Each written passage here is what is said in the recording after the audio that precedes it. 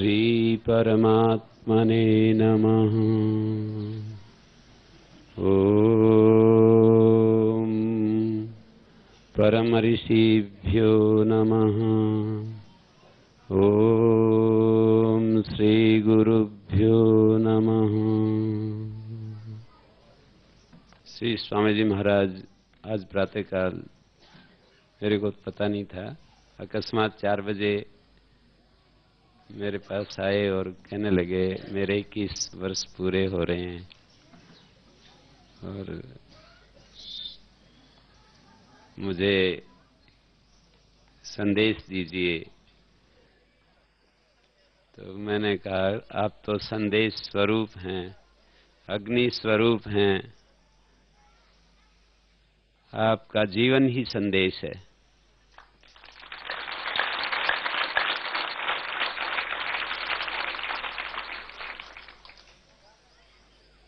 तो इस अवसर पर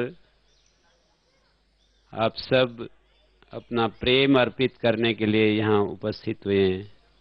श्री आचार्य जी भी हमारे कभी कभी दिखाई देते हैं मंच पर, तो बड़ी कृपा की है।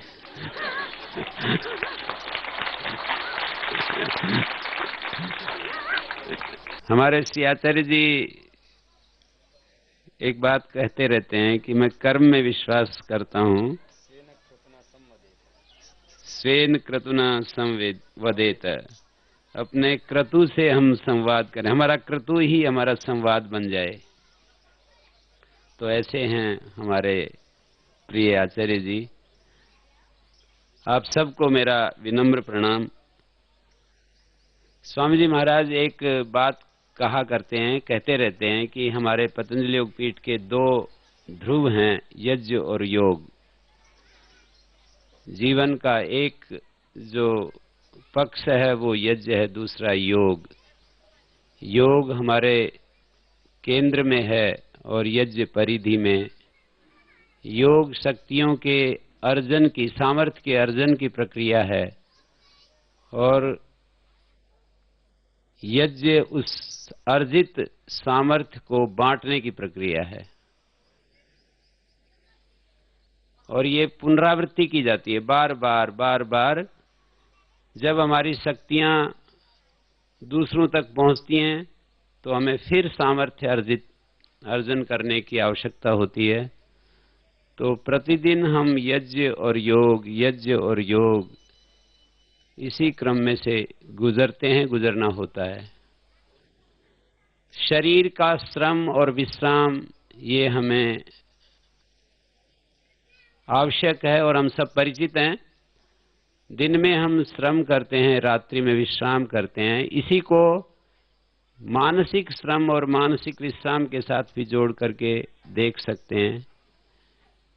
जो मानसिक विश्राम है उसको हम योग शब्द से कह सकते हैं और मानसिक विश्राम से हमारी बैटरी रिचार्ज हो जाती है, हमारे अंदर अद्भुत सामर्थ्य आ जाती है। हम किसी भी विचार को, किसी भी भाव को मन चाहे समय तक अपने भीतर धारण कर सकते हैं। मनुष्य की एक दुर्बलता है कि किसी विचार और भाव को वो लंबे समय तक धारण नहीं कर पाता। सभी लोग ये बात कहते हैं, सोचते हैं, शिकायत भी करते हैं कि जब हम पुस्तक पढ़ते हैं, स्वाध्याय करते हैं या किसी महापुरुष के विचार सुनने के लिए उनके पास उपस्थित होते हैं, उस समय हमारे मन की स्थिति अलग होती है। और जब व्यवहार काल में होते हैं, जीवन के किसी विशेष प्रसंग में होते हैं, कर्म क्षेत्र में होते हैं, तो हमारी वो स्थिति नहीं होती है। ये सबके सामने एक समस्या है, सामाजिक समस्या है, ये सामूहिक समस्या है। तो उस समस्या को समाधान करने के लिए, समस्या को ठीक से उसका निदान ढूंढने के लिए हमारे यही समझ में आया कि यदि हमारा यज्ञ और योग का जो संतुलन है वो बना रहे तो हम जो चाहते हैं, हमारी जो मांग है, हमारी जो आवश्यकता है, हमारी आवश्यकता है कि हम जीवन में शांत रहें, शांति में रहें। हमारी जीवन की मांग है कि हम स्वाधीन बन करके जिएं, हमारे जीवन की ये मांग है कि हम अपने भीतर प्रेम को स्थान दें, प्रेम से भरे रहें, ये हमारी मांग पूरी हो सकती है। जैसे केंद्र से सर्किल का निर्माण होता है, वृत्त का निर्माण होता है, बिना केंद्र के कोई वृत्त नाम की चीज नहीं होती।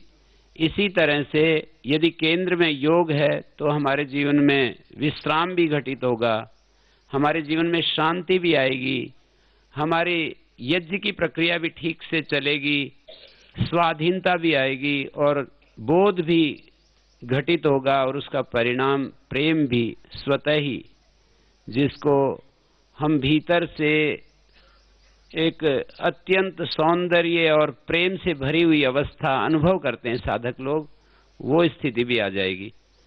तो यज्ञ और योग, इसका बाह्य रूप हम प्रतीक के रूप में ये जो अग्निहोत्र है इसको देख सकते हैं, जैसे कि बिना भेदभाव के सारी सृष्टि के लिए जो कुछ इसमें डाला जाता है वो बांट देता है। इसी तरह से बाल्यकाल से हम ऐसी अवस्था से सब लोग गुजर करके इस अवस्था में पहुंचते हैं, समाज की सहायता से, माता पिता, गुरुजनों, समष्टि के सहयोग से, भगवान के आशीर्वाद से हम उस भूतकाल में जाकर के यदि अपने अपने को देखें तो एक ऐसी स्थिति में हम होते हैं कि हम अपने हाथ से अपने मुख की मक्खी तक भी नहीं हटा सकते, और वहां से हम कुछ करने लायक होते हैं और आशीर्वादों से हम करने लायक होते हैं, और उसके साथ हम अपने ममत्व को, अपने अहम को जोड़ देते हैं, और ये बड़ी दुखद बात हो जाती है। जीवन की बड़ी ये दुखद घटना होती है कि संसार के सहयोग से, भगवान के आशीर्वाद से, समष्टि के आशीर्वाद से हम करने लायक होते हैं और उस पर हम अपना ठप्पा लगा देते हैं। तो ये हम इतने विनम्र बने रहें कि याद रखें कि हमारी वो स्थिति थी और आज हम समष्टि के आशीर्वाद से हम यहाँ तक पहुँचे हैं। स्वामी जी कहते रहते हैं कि हमारे को तो समष्टि ने बढ़ाया, हमारे को तो सारे इस भगवान के आशीर्वादों ने हमको बढ़ाया। बालक, युवा, वृद्ध, बच्चे, माताएं, बहनें, इन सब ने बढ़ाया। सूरज, चांद, धरती, आसमान ने हमको बढ़ाया। इन बहती हुई नदियों ने, इन खिलते हुए फूलों ने हमको बढ़ाया। ऐसे स्वामी जी कहते रहते हैं। तो हम हमेशा याद रखें अपने जीवन में कि हम जो कुछ आज हैं वो आशीर्वादों से हैं। और ये बात जब कही जाती है तो कई लोग ये कह देते हैं कि जो श्रम नाम की चीज है वो तो हम करते हैं ना। तो उस समय हमें सोचना चाहिए वो जो जिसको हम श्रम कहते हैं वो श्रम जहां से हमारे अंदर पैदा होता है, जिस प्रक्रिया से पैदा होता है, वो भी उसके मूल में आशीर्वाद ही होते हैं। तो आशीर्वादों को हमेशा हम यदि ध्यान रखें कि हमारे ऊपर कितने आशीर्वाद हैं जिनके कारण से मौन आशीर्वाद देने वाले, ये सृष्टि का जो विधान है वो इतना मौन है कि वो अपने को इतना गुप्त रखता है कि हमको सब तरफ से सराबोर कर देता है और अपने आप को छिपाए रखता है। तो उस विधान को हम हमेशा याद रखें कि उसके कारण से हमें बोलने की शक्ति, सुनने की शक्ति, देखने की शक्ति, चलने की शक्ति, बैठने की शक्ति, काम करने की शक्ति, जिसको हम कहते हैं कि काम तो हम करते हैं, ये काम करने की शक्ति और विचार करने की शक्ति, और कोई भी अच्छे विचार करने के लिए जो एक हमारे भीतर भाव उठते हैं कि मेरे जीवन में ऐसी स्थिति आए जिससे कि मैं अपने जीवन के मनुष्य चोले में रहता हुआ अंतिम स्थिति को प्राप्त कर लूं, ये जो भाव उठता है ये भी किसी विधान की प्रक्रिया से ही हमारे अंदर ये चीज पैदा होती है। तो हम जो कुछ भी हैं वो आशीर्वादों से हैं, हम जो कुछ भी हैं, जो कुछ भी कर पाते हैं, कहीं हमसे कुछ त्रुटि होती है वो हमारी भूल है, वो हमारा प्रमाद है, और कुछ अच्छा घटित होता है वो आशीर्वादों का परिणाम है।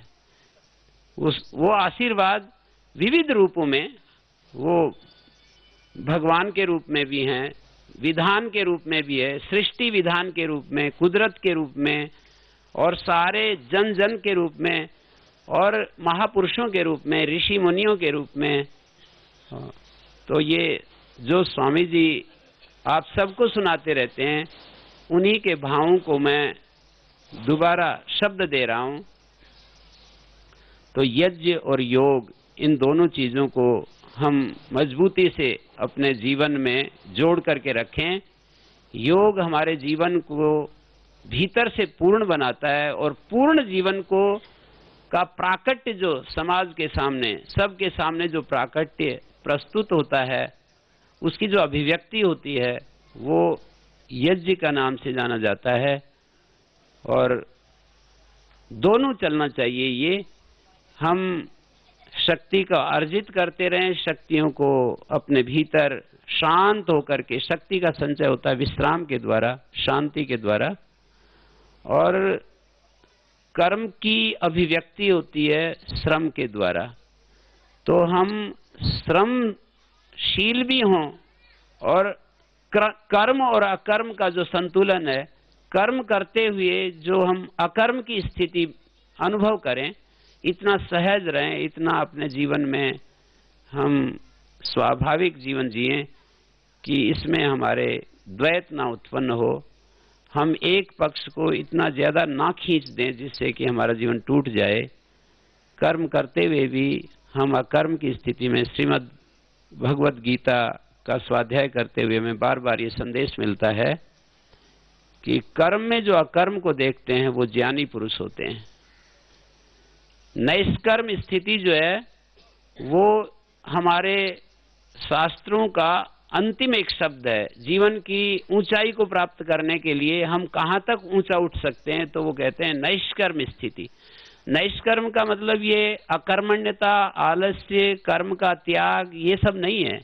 नैष्कर्म का अर्थ यही होता है कि हम कर्म के माध्यम से ऐसी स्थिति प्राप्त कर लें, कर्म करते हुए भी हम प्रेशर में ना रहें, हम ऐसे जीवन को जिएं जिससे कि हमारे जीवन की वो शांति भंग ना हो, खंडित ना हो, भीतर का जो आनंद है, भीतर का जो रस है वो भंग ना हो, जीवन में सरसता बनी रहे।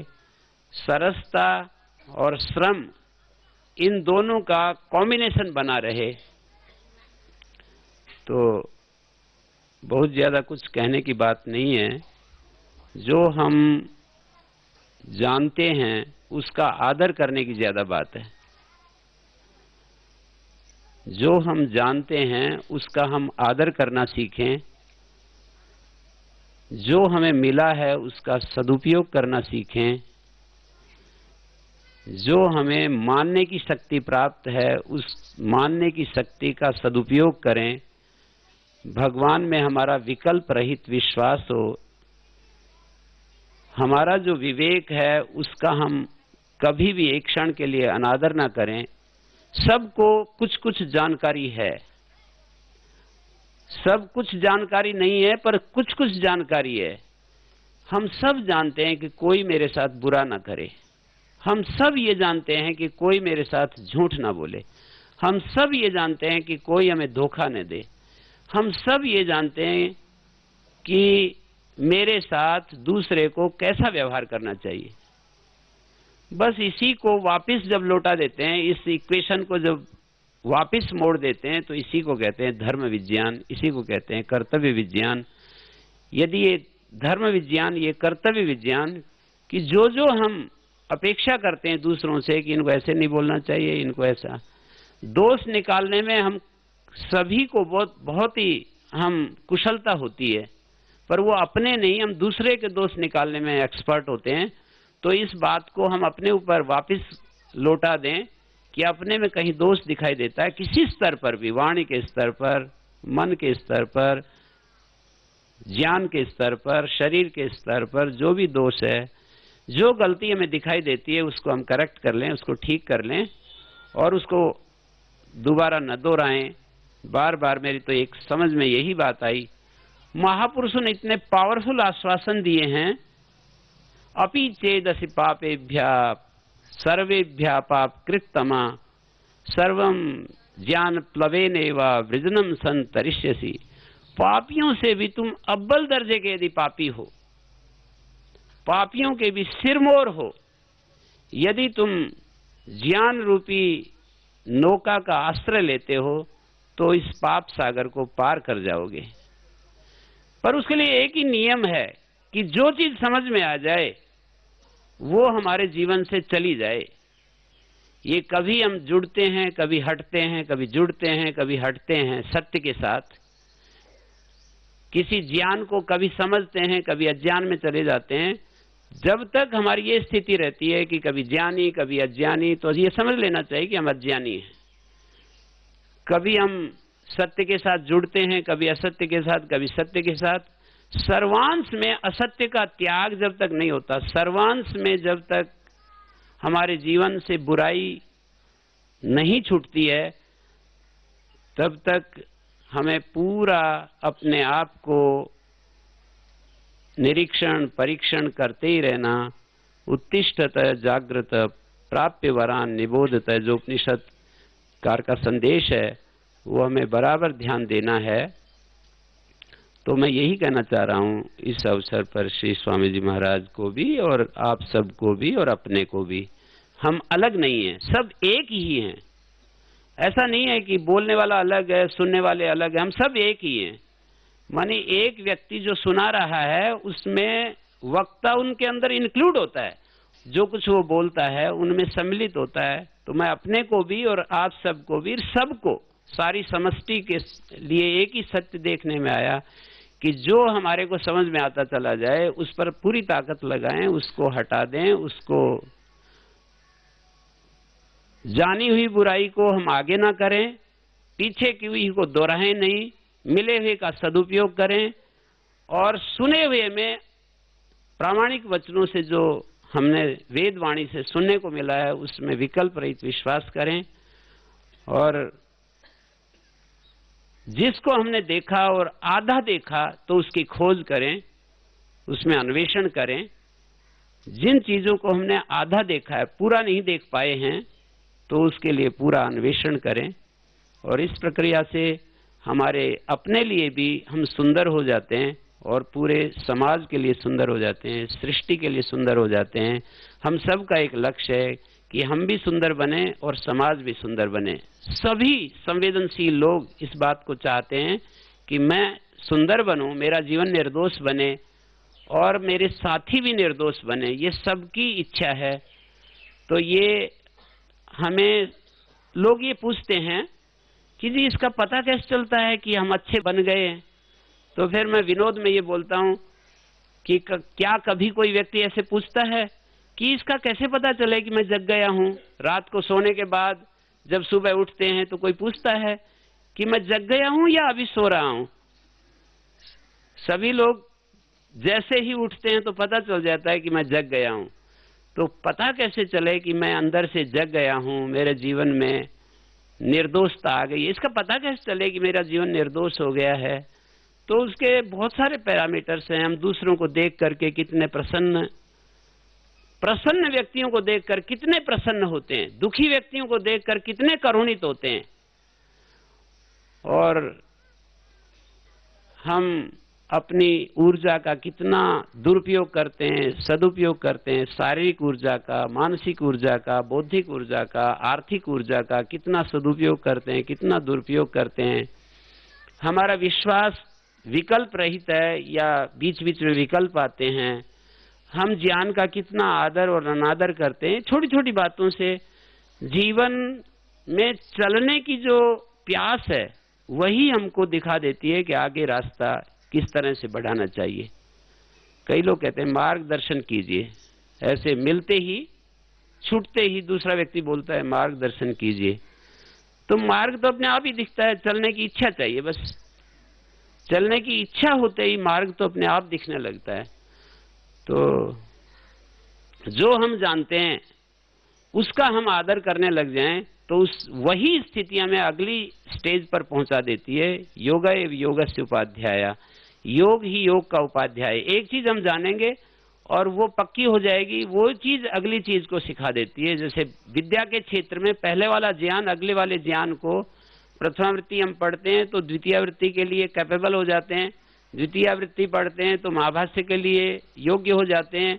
एक शास्त्र दूसरे शास्त्र को पढ़ने की क्षमता देता है। तो एक जीवन का जो आधार है, एक जीवन का जो सत्य है, हमें अगले सत्य को प्राप्त करने के लिए शक्ति देता है, बल देता है, सामर्थ्य देता है। तो बार बार एक ही बात कहूंगा कि हम सबको ऐसा जीवन जीना चाहिए कि हम उसमें संतोष महसूस करें। श्री भगवान ने गीता में कहा कि न मे पार्थ अस्ति कर्तव्यम त्रिषु लोकेषु किंचन। ऐसी स्थिति आ जाए, कभी तो आए, चलते चलते जीवन में वो लक्ष्य तो बनाए, वो हमारी आवश्यकता तो बने, मांग तो बने कि कभी तो मैं भी ये बात कह सकूंगा। बार बार ये बात दोहराई गई गीता में कि भाई प्राक शरीर विमोक्षणात्, शरीर के छूटने से पहले पहले हम ये कह सकें कि मेरे सारे वेग समाप्त हो गए हैं। मेरे जीवन में जो नेगेटिव वेग जो होते हैं वो सारे चुप हो गए हैं, शांत हो गए हैं। सारे वेगों पर मैंने सारे वेगों का समाधान खोज लिया है। तो ये जीवन की जो मांग है, अभिप्सा है, हमारे जीवन की आवश्यकता है, वो हम सब के जीवन में यज्ञ की अग्नि की तरह प्रज्वलित हो जाए। और ये जितनी ज्यादा तीव्रता में प्रज्वलित होती है, ये जो भोगों का जो ईंधन है उसको खा जाती है। भोगों की जो चाह है, भोगों की जो इच्छा है, वो ईंधन की तरह है। और योग की जो अग्नि है, योग जो है वो अग्नि की तरह है। योग रूपी अग्नि भोग रूपी ईंधन को जलाकर खाक कर देती है।